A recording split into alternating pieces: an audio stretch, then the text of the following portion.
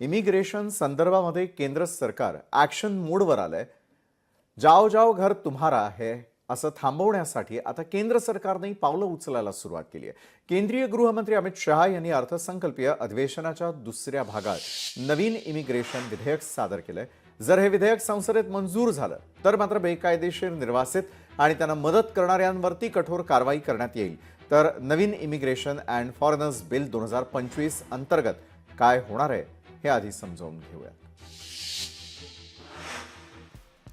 तर हवाई आणि समुद्रमार्गे भारतामध्ये येणाऱ्या सर्वांना आवश्यक कागदपत्र लागणार. नियमाच्या व्याप्तीमध्ये केवळ प्रवासीच नव्हे तर क्रू मेंबर्सचाही समावेश. बनावट पासपोर्ट आणि बनावट कागदपत्र बनवून मदत करणाऱ्यांवरही कठोर कारवाई.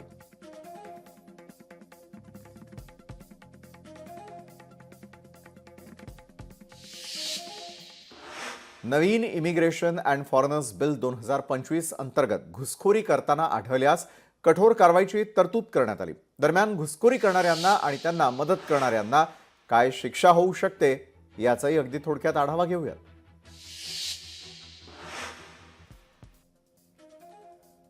तर बनावट पासपोर्ट आणि बनावट कागदपत्र बनवणाऱ्यांना 2 ते 7 वर्षांचा तुरुंगवास,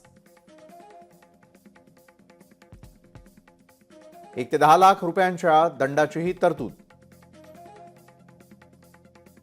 परदेशी नागरिक पासपोर्ट शिवाय भारतामध्ये प्रवेश करत असल्यास 5 वर्षांपर्यंत तुरुंगवास. मग घुसखोरी करणाऱ्याला 5 लाख रुपयांचा दंडही आकारला जाऊ शकतो.